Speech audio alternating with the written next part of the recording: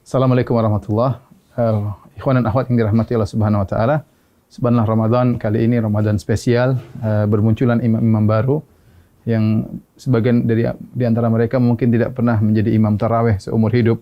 Namun pada kesempatan kali ini mereka harus menjadi imam demi untuk menegakkan ibadah di rumah-rumah mereka karena kondisi pandemi yang ada. Maka yang jadi masalah sebagian dari mereka tidak memiliki hafalan Quran atau hafalan Qurannya sedikit, tidak banyak.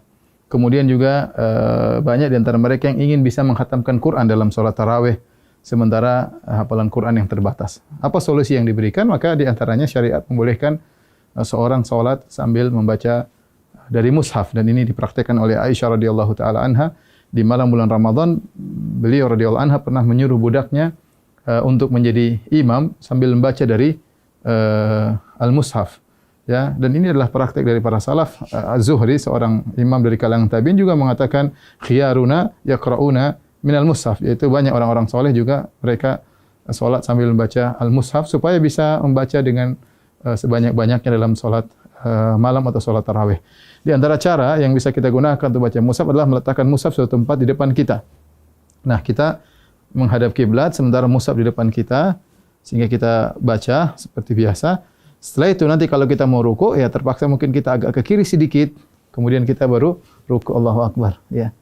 Setelah itu kemudian kita sujud, ketika kita balik berdiri, kita geser lagi sedikit untuk kemudian membaca dari mushaf di depan kita. Tidak mengapa kita kemudian misalnya membuka mushaf, ini gerakan yang tidak mengapa, ya, karena gerakan yang diperlukan ya demi kemaslahatan salat, karena kita dituntut untuk bisa salat malam dengan lebih panjang dan lebih lama. Ya, ini adalah cara pertama tatkala kita ingin salat dengan membuka mushaf di depan kita. Adapun cara kedua, caranya kita dengan memegang mushaf, kemudian bisa kita pegang ya seperti begini mungkin sambil kita bersedekap bisa. Itu tidak mengapa kita pegang begini, ya. Insyaallah tidak jadi masalah, tapi kita bisa pegang bersedekap.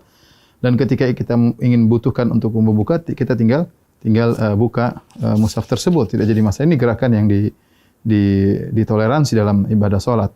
Nah, ketika kita ingin ruku atau ingin sujud, maka kita bisa meletakkan di meja seperti ini, baru kita ruku.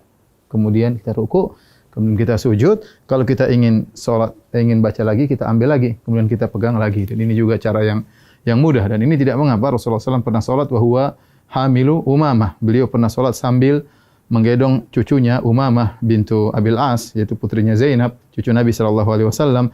Ketika Nabi sallallahu alaihi wasallam fa idza sajada ya wada'aha. Kalau Rasulullah sujud maka Rasulullah meletakkan Umamah. Kalau Rasulullah SAW berdiri, hamilah Rasulullah SAW memegang Umamah. Ini cara kedua yang bisa kita lakukan. Adapun cara ketiga yang mungkin mudah juga adalah dengan menggunakan HP ya.